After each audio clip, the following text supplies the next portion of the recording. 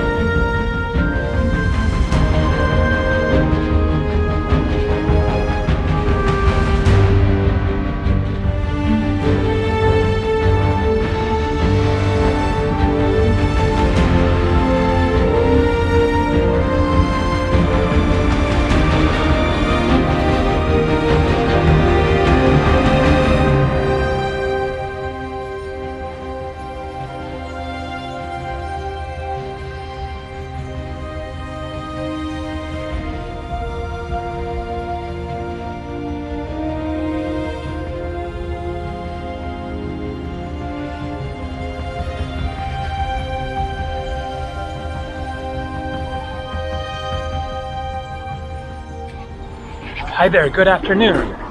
This is Matamata, New Zealand, site of Hobbiton. Today is Thursday, January 30th, 2025. Currently 76 degrees Fahrenheit. That is 24 degrees Celsius. A perfect, lovely, warm, sunny summer's day. Welcome to Hobbiton, Matamata, New Zealand.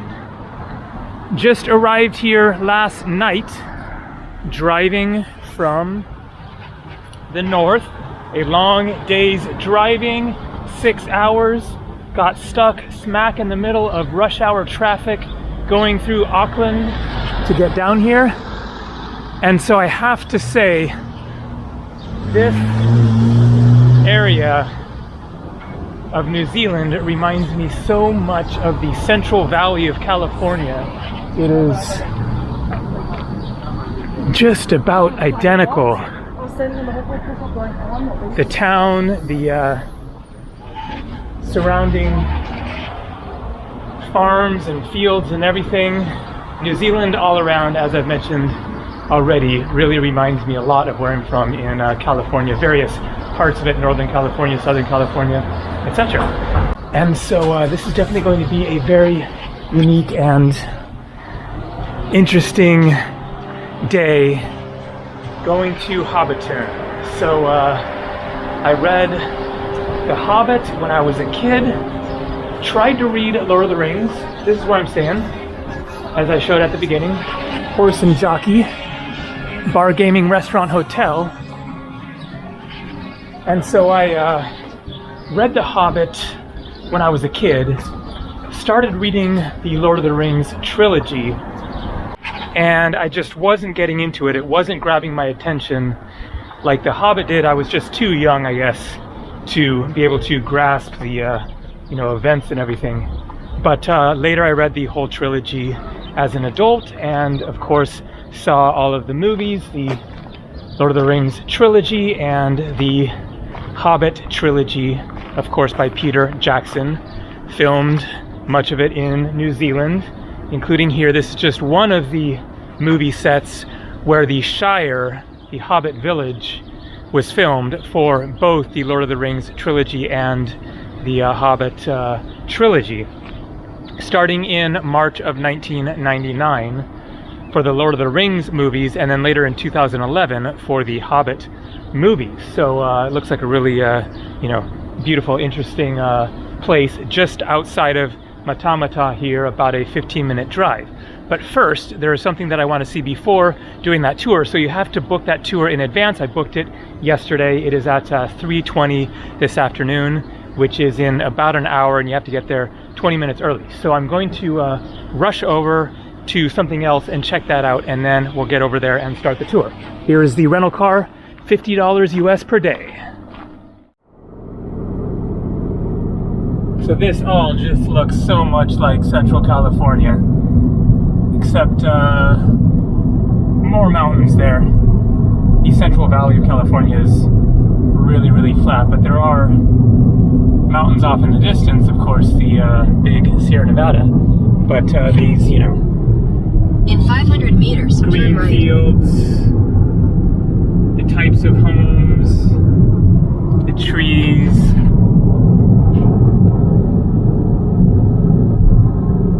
all very similar. I can't help but notice Take the next right, then you will arrive at your destination. that it reminds me of home. Okay, this is the Firth Tower. Alright, so this is the residence of a family in the early 1900s. The Firth Tower and Museum. And most of the buildings are open, and I guess we'll have various things inside, except the tower. You can't go inside.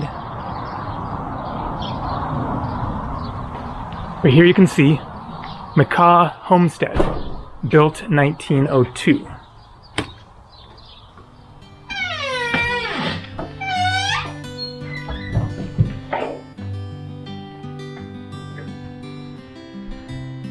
John Macaw, 1849 to 1930, growing up in Scotland. Born at Morriston Farm near Colzain Castle in Ayrshire, Scotland on 4th October 1849. So, the lady at the ticket office had told me there was lots to read if you wanted to. So as you can see, I'm not going to take up too much time with all of the information offered here. It was $10 New Zealand, which is $6 US for the whole experience. Built as part of the massive development of Matamata Estate, 1881. So the tower was built before the house. Really nice displays here of the real items used during that time. Old sewing machine.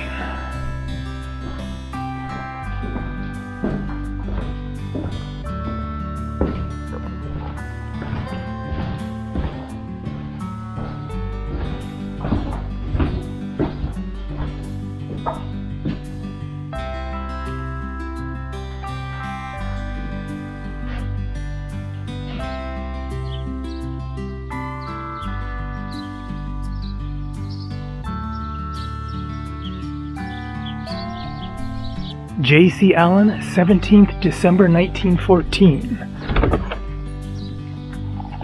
Matamata Methodist Church, built 1914, closed 1970. Wow.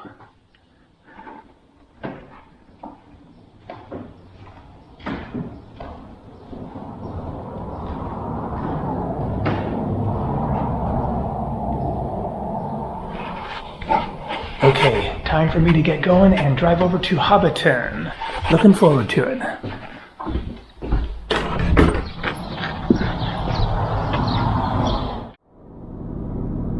Driving through Matamata. Again, it is just so California. And that is a compliment. I love my state. Beautiful state. And this could totally be a town in the Central Valley. Main differences: driving on the opposite side of the road and the accent.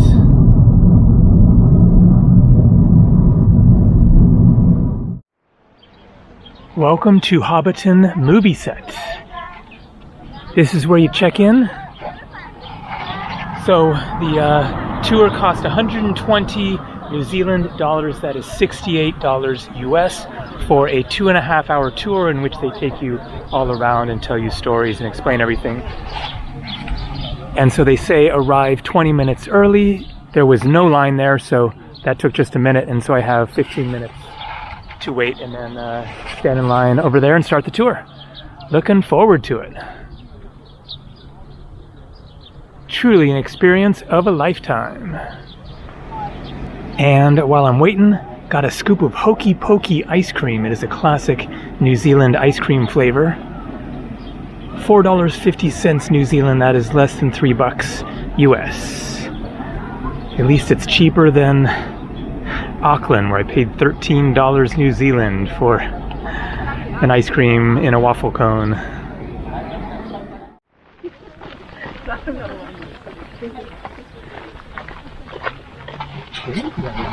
Here we go, this is it.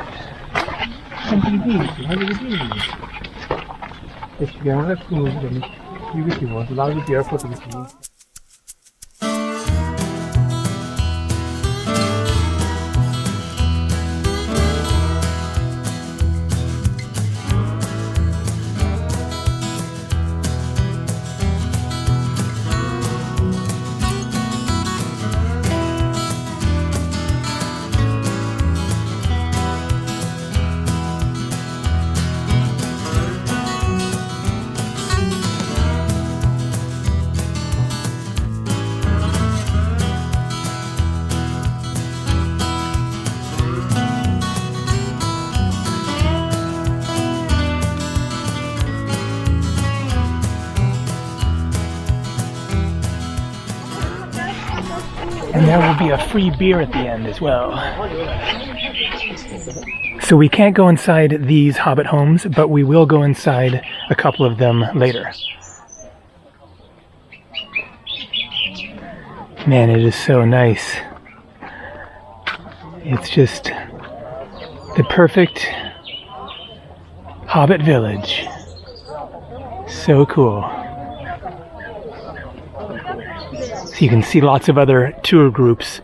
They go every 10 minutes. Because of the scene you saw on the bus.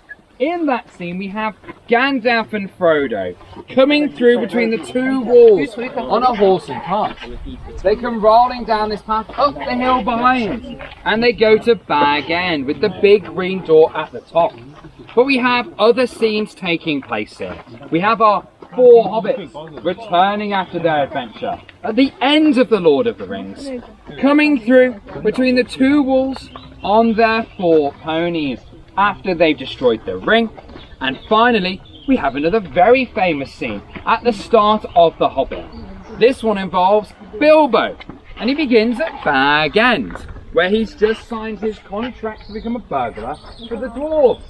But he's late, so he comes running down the hillside, hopping that fence between the hedges.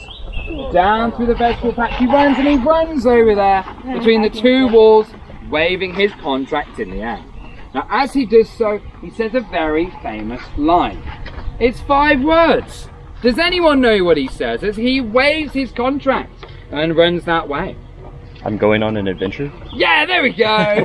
From Bilbo at the front here, very nice. He says, I'm going on an adventure! And he runs that way to go and meet the dwarf.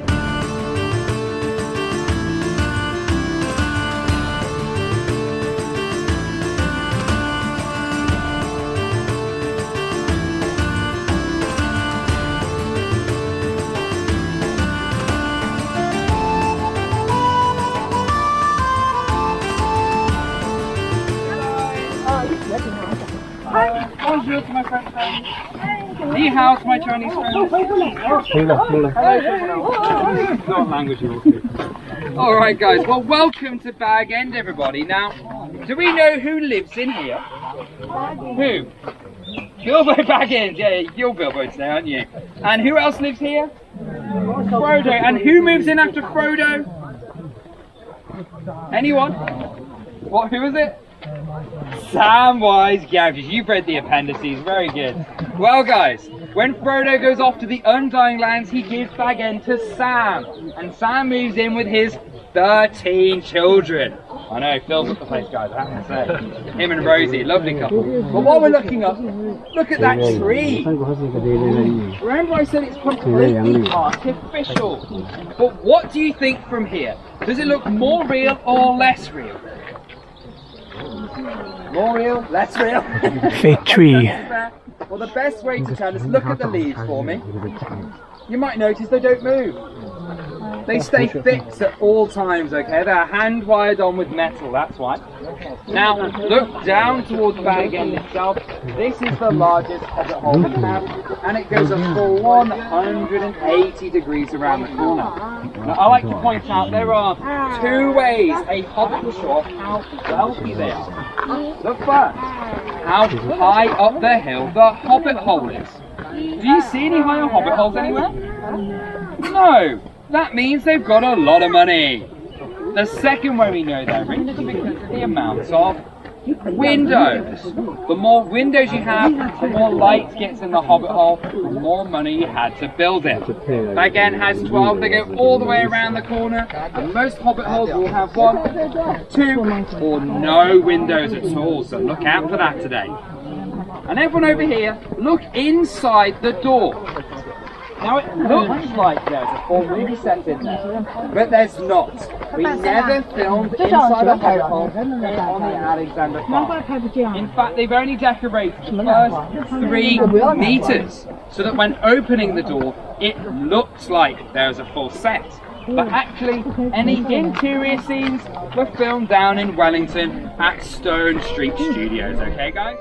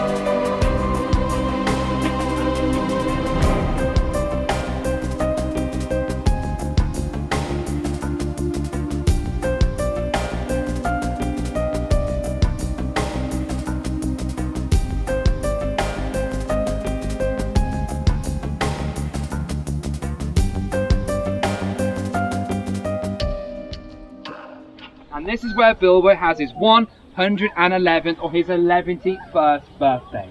And that was the largest scene ever filmed on the Alexander farm. And it took 4 days and 3 nights of constant shooting just to film the party scene, with over 100 Hobbit extras running around in the background. But I'd like to draw our attention to the party tree over there. Do you see that large Monterey pine? We were just chatting, it's from California. Any Americans here, you might recognise those types of trees. Now, when they were filming the party scene there, the actor for Ian Holm, he stood on a stage underneath the party tree where he says goodbye to everyone at Hobbiton, and at the end hops on the ring to disappear and run off to be with the elves. But when he stood on that stage, he's not here on the Alexander farm. There was actually a filming conflict. He never made it here in time in 1999 to film his scenes. So they took a picture of the tree and rebuilt the entire bottom half in the movie studio, just for him to do his goodbye speech. Now obviously, the team were quite annoyed by this, because the actual tree exists already, right here on the farm, guys, so they weren't very happy. Now, when he was filming his speech, there's a big birthday cake that's next to him, a big pink cake. It had 111 real candles, but it was a plastic cake. So what do we think happened when he was filming his scene, when he mixed plastic and fire? Didn't just melt, guys, it completely caught on fire. So when Ian Holm is saying his speech, the cake catches on fire next to him. Now, if you watch the scene closely, you might notice he starts to glow orange. That's from the reflection of the fire on his body, okay? Now, obviously they're in a movie studio, and they were able to get the fire out, but Ian Holm never stops his speech. He's a professional. He continues the entire scene like nothing's happening. They roll cut, put out the fire, and then he has to film it a second time. Now, obviously, in the movies, they couldn't use the scene with him glowing orange, okay? Didn't work out well, but they had to film it again. And you can see the scene in the behind the scenes. So if you watch the behind the scenes for Fellowship of the Ring, you can watch that scene. It's a pretty cool moment, I have to say. Now, I told you Ian Holm never came here for the Lord of the Rings. He also never came here for the Hobbit either. He was too ill to fly from the UK in 2010. And sadly, guys, he actually died in 2020. Ian Holm was the only one of our Hobbit actors never to come to the Alexander farm at any point, which is very sad. But it does mean, I'd like you to think about this, everyone here today has spent more time in the Shire than Bilbo. So, thanks for that, guys. You've done a pretty good job coming today, alright? But we are now heading off to Bagshot Grove. That's where Samwise Gamgee lives, in a big yellow door. So everyone follow me and I'll show you where he lives. Alright, now like I said, this is where Sam lives, number 3 Bagshot Row. He's one of our most famous hobbits, and here we have the final scene of the Lord of the Rings take place.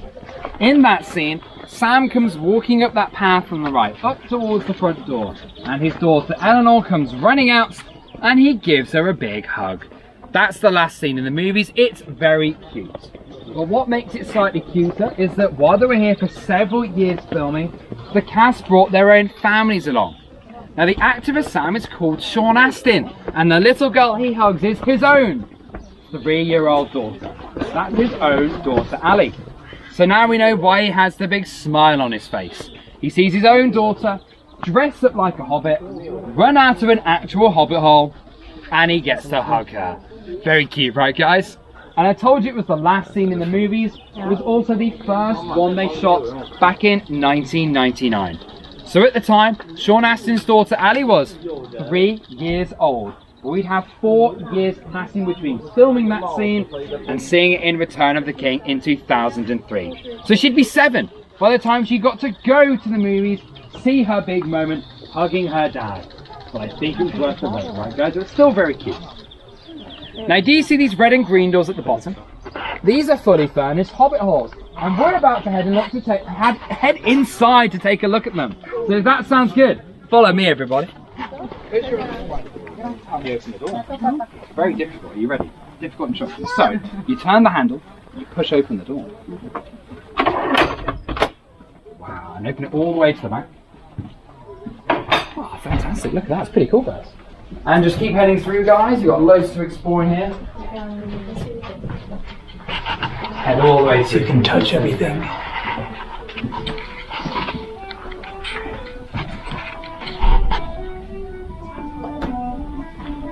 Whoa.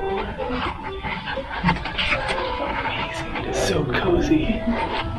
Look at this.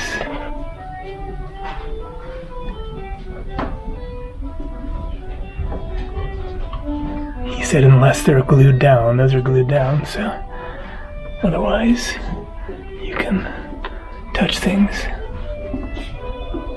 Chapter 1, an unexpected party. In a hole in the ground, there lived a hobbit.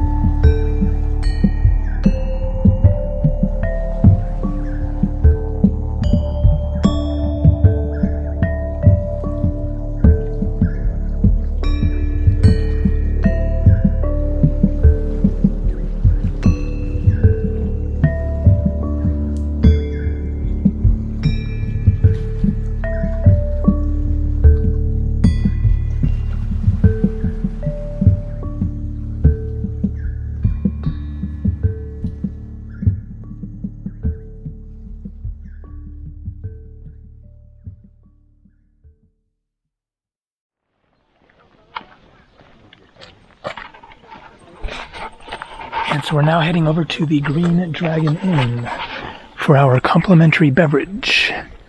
They have 2 types of beer, an alcoholic apple cider and non-alcoholic ginger beer.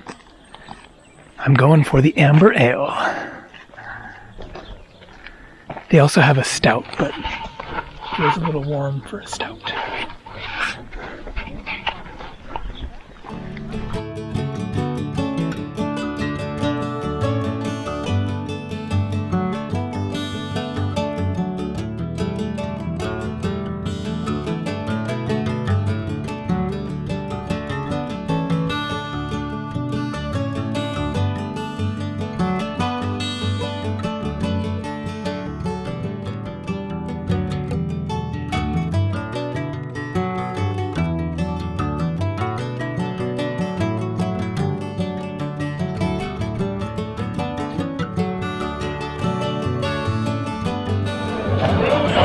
All right, looking forward to this beer.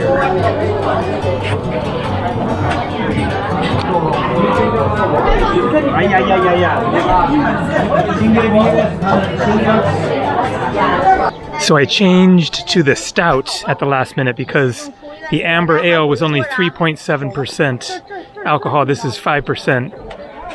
3.7 is kind of wimpy, so let's give this a try. Oh, that is a good one.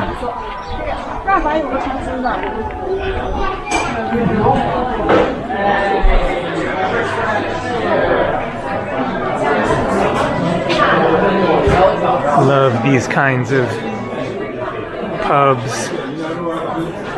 All the wood, including firewood. Cozy fireplace. They also have food for sale here. I can smell something that smells really, really tasty. No idea what it is. Smells kind of like a English pie, savory pie kind of a thing. Pot pie, veggie pie, meat pie. All right, let's take a seat. We've got a few minutes. And then back on the bus. And the tour's over.